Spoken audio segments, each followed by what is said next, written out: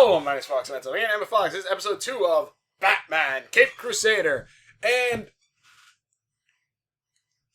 I'm trying to think. This definitely, like, I'm getting it now. This is supposed to be set in, like, well, obviously it's set in, like, an older time period, but it's also set in a more, I don't want to say realistic, but in that sense, a quote-unquote realistic, like, setting a bit more. Which is kind of funny to see in animation a little bit, but also kind of cool. Like, obviously, like, last episode, the big thing that the Penguin had was a giant artillery cannon. In this one, spoilers for it, it's a mystery. I assume you're watching this, you already know. It's a mystery of who killed, or killing off all these people as this weird, deformed guy, which it took me remembering the name Basil to be like, wait, hold on a minute, isn't that the name of Clayface? Which I was like, okay, that makes 100% while this is happening. But the thing is, like, if you're someone who knows Batman and you hear Clayface, you're immediately thinking a big blobby guy who can transform into anyone.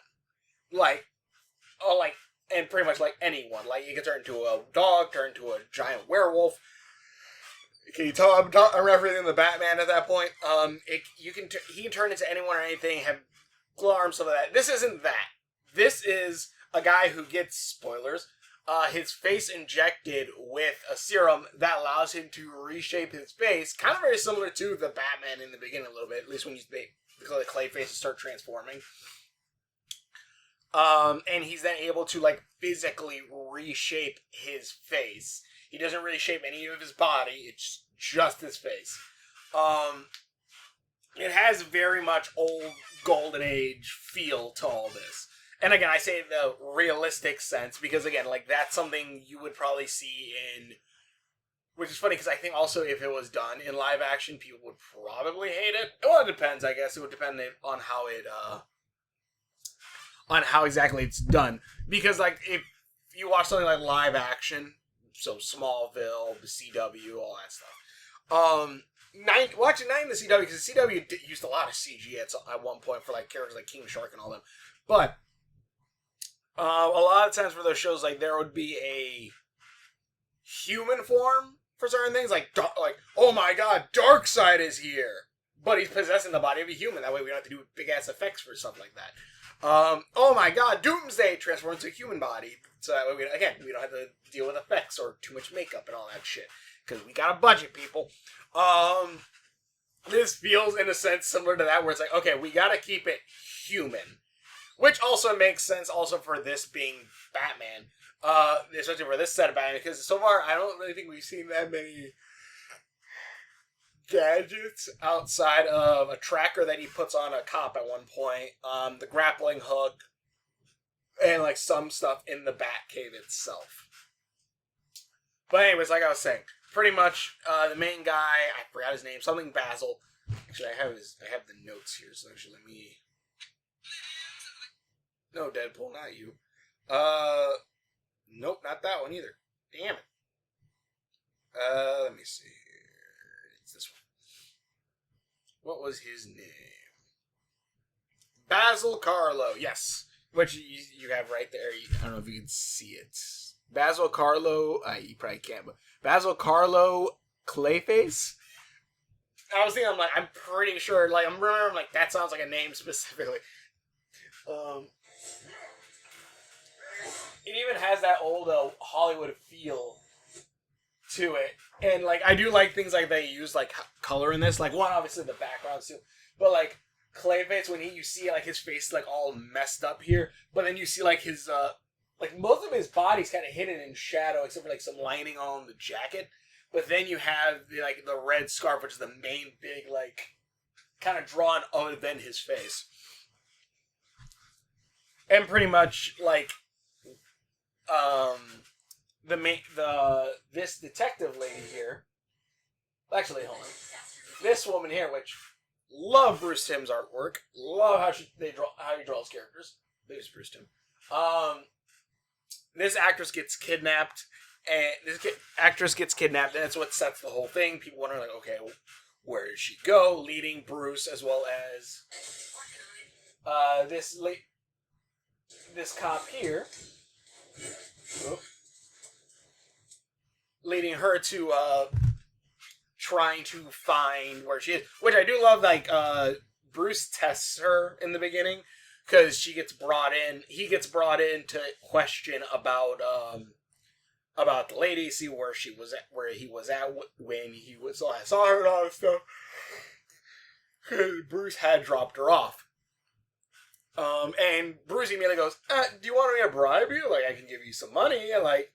And pretty much she's like, no, I don't want that. And that was a test to see if she was actually a good cop. Which I will say too, and it kind of sucks.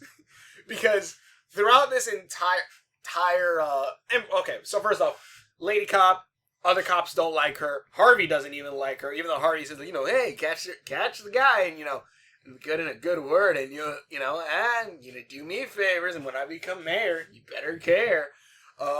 Shit like that. She's not into it. She's just trying to find who this guy is while Clayface is going around killing off all these people. She's slowly like uncovering everything. Really, she's the one that's uncovering most of everything. Like Bruce is also still doing his stuff in the background, but she's the one that finds stuff like the girl that's kidnapped that Basil goes, I haven't seen her in months, but then finds a picture of Basil looking at her from the side like last week, and he's like, months, got it. Like she's pretty much figures out everything that happens during this. Bruce also putting a tracker on her so that way everything she learns, he learns. So I guess that since that is part of the investigations.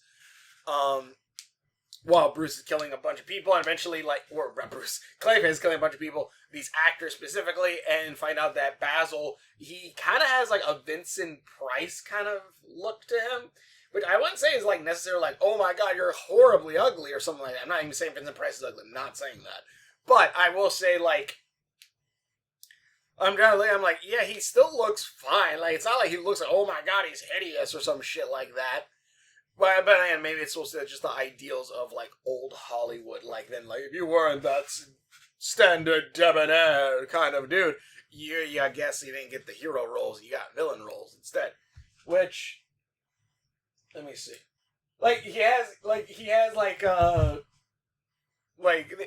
Give him two little, like, hairs here. He's Walt Disney. Give him two little hairs. He's freaking Vincent Price. He doesn't look ugly. I honestly don't think he does. But whatever. He just looks tired. Oh yeah, and the doctor here, pretty much the one that's giving him the serum to let him meld his face. Which eventually, when Basil tries to hide by saying like, they killed Basil, he actually injects the police officer with it and then remolds his face. Which I think the most unbelievable shit in a show about a guy who dresses as a bat.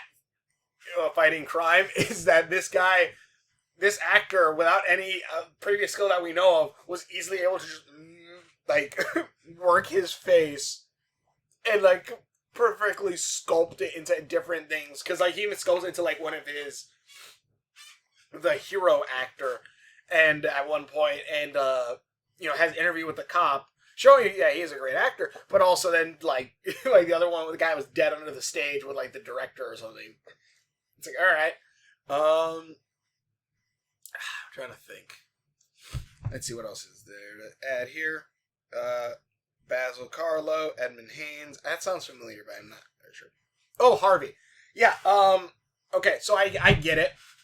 Because the first time I ever heard of Harvey Bullock was Batman, the animated series, where he was kind of a corrupt cop. He's like, yeah, no good looking. Like, he was kind of Batman's J. Jonah Jameson, but he didn't have any form of real power. He was just kind of more or less like a detective slash, I think, kind of B-cop. These were mostly a detective Bullock. And then, like, if we would have went from that to this, I can 100% get that. But I've gone from this to the show Gotham, where, just FYI, if you haven't seen the show Gotham, I recommend it.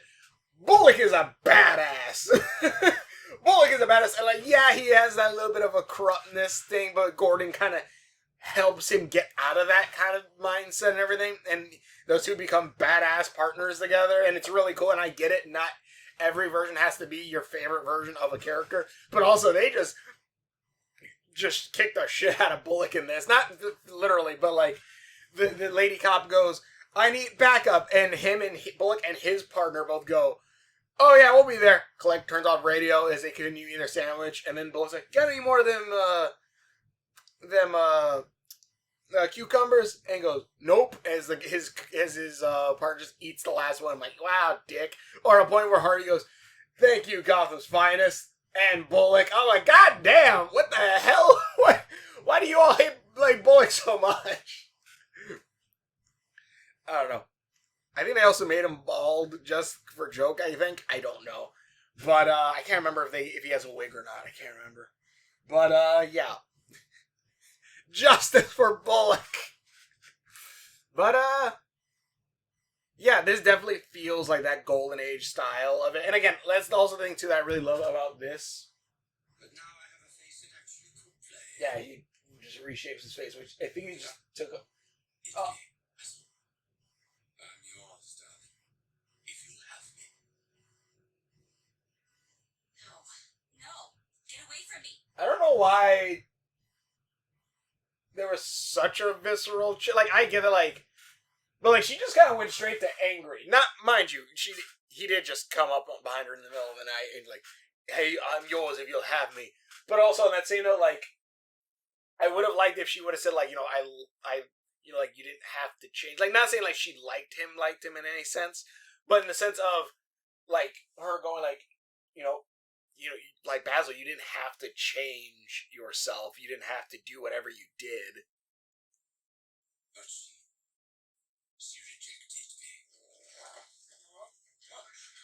Also, not sure if, like, that just means, like, his emotions are kind of tied to, like, how lucid his skin is. She refused to play her part. I'm not saying she owes him anything. I'm just saying, like, she's just like, no, get away. I'm like, why are you mad? like, why exactly are you mad? Like, maybe just say, like, oh, you know, sorry, but no. Like, something like that. Then, obviously, he kidnaps her. And he has a messed up face. Love to see it. Realized it was perfect casting all along. Villain is the part I was born to play. Oh, for the love of Pete. I don't believe you. What? I killed Elman and Valentine. I don't believe your performance. You're chewing on scenery, relying on makeup effects to enhance weak characterization. It's insincere, Basil. It's not real. Not real? Just completely undercut the man. Jesus. I am so real. That voice is that shit. Keith David? Is that it? I'm bad with names. I don't remember that. The voice of Husk. Is that him? Because it sounded like, I'll show you real. Like, it's like that pivot of voice. It's insincere, Basil. It's not real. Not real. I'll show you real.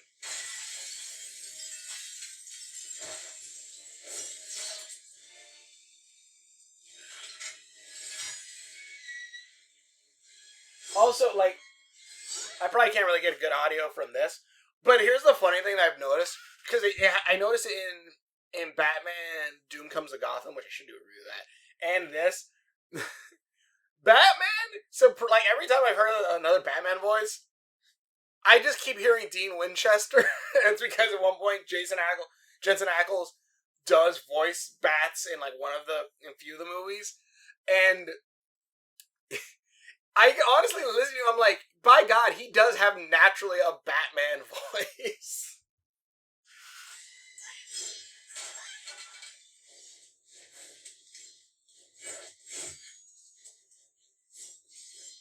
But, like, I'm really loving this show's art style. And, like, that's the thing, too. Like, I've kind of noticed, and it's one thing I want to try doing with Owl Town, at least in the city ring, the wolf, is it, shit, I can't remember what it was called. The ring that is the city skyscraper stuff. I wanted to have a feel of this Because just look at those backgrounds. Just it's simple shapes, but even this, like it's just the few different colors, the night sky. It looks beautiful.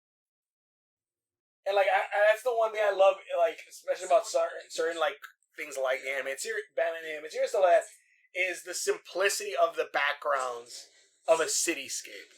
Another one that I actually really like too for cityscape is if you played Sonic Unleashed, I think it was called like Empire City. The backgrounds again, city wise like that, I love it so much. Also, they come in at the very end.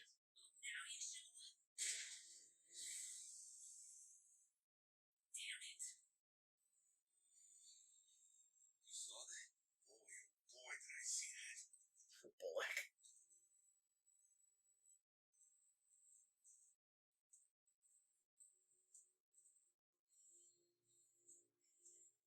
Also, she finds the chip. I actually really like, and then that his car looks almost like the same from the animated series. I know you're still listening. We're not done, you and me. You can honestly make this show in black and white, and it would honestly fit. Like, yeah, look at that background. Like the gold for the windows, but then like the dark blues, and like even like the little shade in the background. Like, God, I love this show. It looks really good. But anyways, tell me in the comments below. Thanks for watching. Tell me if you're enjoying these videos. I got about 6 more, I believe. But thanks for watching your videos. Batman. This is pretty good Batman. I want to see what else they're going to do with it. Why, especially the different interpretation of the different characters at this point. Definitely seems to be taking inspiration from the Golden Age ones, as well as, again, those... Like, it's more along the lines of him being a detective fighting certain criminals, not just really super-powered criminals. It's like, oh, they might have a special thing, like, again, Clay plays with Nick's face, but it's not really, like, super criminals, it seems like. I don't know. So, anything else, well, thanks for watching future videos. Hope you enjoy this, and we will. Actually, I wonder if they'll do Mr. Freeze. See you later. Why do you all hate, like, Bullock so much?